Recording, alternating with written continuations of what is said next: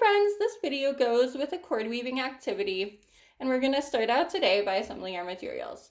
We're going to be making one circle that we can weave with, and we're just going to use some scrap cardboard for that. This actually came from a box of fizzy water. We were going to send it out to the recycling, so I just grabbed the edge off it and cut out my circle. You can see it used to fit in right there. So a cereal box will work, any type of scrap cardboard, also shipping boxes. As long as it's about this weight, kind of about that cereal box weight, so it's not too floppy, it will work just fine. The next thing you'll need is something round. In my case, I have this nice little tin that I just keep little hair things in, bobby pins and stuff like that. I saw it sitting on my dresser and thought, that is the perfect size. It's about 3.5 inches across. There's no special size that you need to make your weaving circle, but between about 3 and 4 inches is great. Maybe 3.5 and 4.5, just something that's easy to hold in your hand while you move your cords around and strong enough to support the string. So a jar, a little tin, something like that, that's easy to trace around so you don't have to spend a bunch of time trying to make a perfect circle, which is usually not very easy and often pretty frustrating. So you'll take your pencil, trace around it, take your scissors, cut your circle out.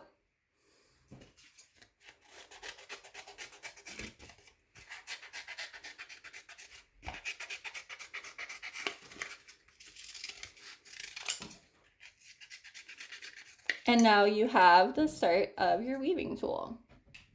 Next, you're going to put 7 little marks around it. You can make your marks kind of like you would on the face of a clock, but we'll be making 7 instead of 12. 1, 2, 3, 4, 5, 6, and I'm going to move a couple around. You can see there's no special way to do this. You want them to be spaced out pretty evenly so that while you're working, your yarn doesn't get all bunched up on one side, but not so far apart that it makes it hard either. Okay, 1, 2, 3, 4. Let's move that one over a little bit. 5, 6, 7, very faintly there. Okay, I'm going to go ahead and cut these out. 1, 2, 3, 4, 5, 6, and 7. All right, now that that's done, I'm going to roughly find the middle of the circle, make a little hole, use the point of my pencil to poke it through, and then I'm ready to work on my string. So for string, you can use any type of cord, yarn, twine, it's up to you. I happen to have a lot of scrap yarn because I knit and weave and do all those things. So I chose 2 different weights of string. I have this kind of bulky black string and super fuzzy. And then I have thinner yellow string. This is kind of like your regular craft string, nothing special. And I cut them about the length of my arm. I can hold the knot at my shoulder, and then I can hold the very ends of the string in my hand. And this is about the right size for a bracelet. When you weave, kind of like with braiding, you might start out with a lot and it gets shorter pretty quickly because of weaving the strings around kind of in a circle. So it's always better to err on the side of more string than you think you'll need, so you don't end up with a project that's 1 inch shorter than it absolutely has to be to work. So think about what you want to make: a bracelet, a necklace, a lanyard, something to wrap up a gift. I used yellow and black because I had this string on hand. And if you want, you could choose colors for something specific, right? Like your Hogwarts house. This could be my Hufflepuff bracelet. Or your favorite team. Or you could make it rainbow. Like anything you have is totally fine and will end up making something pretty cool. So now I have my tool. I have my string. I have 1, 2, 3, 4, 5, 6 strings. 6 strings, 7 cuts, and I have a strong knot in one end. If you're using thin string, like this weight or smaller, you need to maybe have 2 or 3 knots to make it bulky enough to not pull through the center hole, because this is what's going to hold your string tight. So you can check it as you start to lace it, and if it's not right, just, add another knot until it starts working. So now I'm going to put my string through my weaving tool. I'm going to bring my pencil back for this, and I'm just going to really gently start poking string through the middle hole. The knot will stay on the opposite side, the working side of my weaving tool. And it will help keep the tension, how tight the string is, just right. I'm going to poke it through a little bit, grab the loop that comes out the other side, and gently pull on the string until it comes through. Until I got all of it. Okay, I'm going to check. I'm going to take all this yarn in one hand. I'm going to gently tug a couple times. My knot is holding firm. So now I can put one strand of yarn. Oh, see, this is a little shallow. I'm going to fix that. Put one strand in each slot.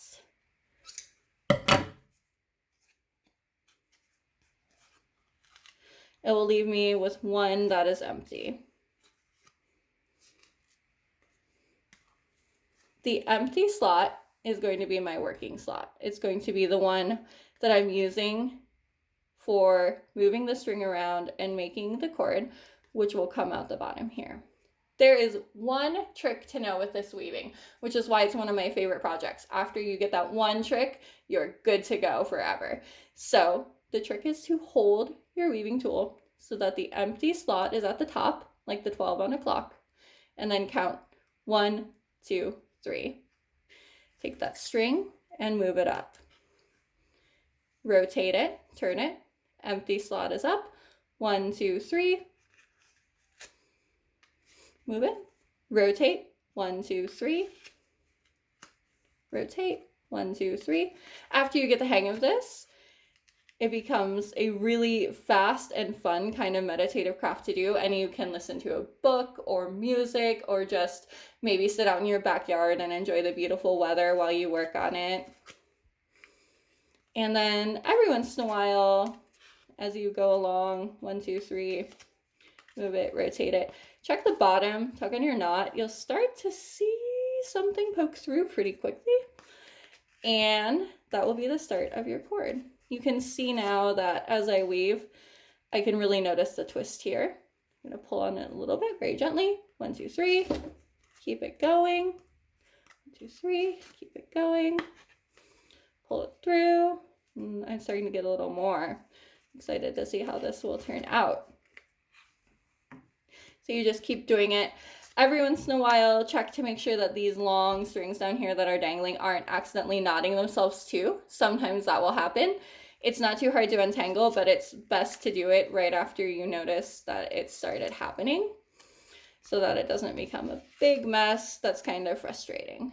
Periodically pulling the strings through a little bit gently, like you're kind of combing them with your fingers, will also help. Do that, pull it through. Now I really have some cord coming. You can see that my contrast is showing up and that it's kind of twisted around in this cool kind of elaborate braid. So once you get quicker at doing this, which will happen after just a few rounds, you'll notice that you can make whatever you're crafting pretty quickly.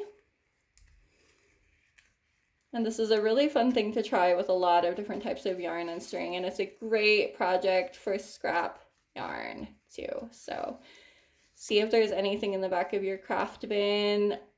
You could use ribbon. You can combine all kinds of materials into this. You could also potentially add beads as you finish it up. You could sew on some little beads here or there. Or if you have beads with a really big hole, you can sort of string them on periodically.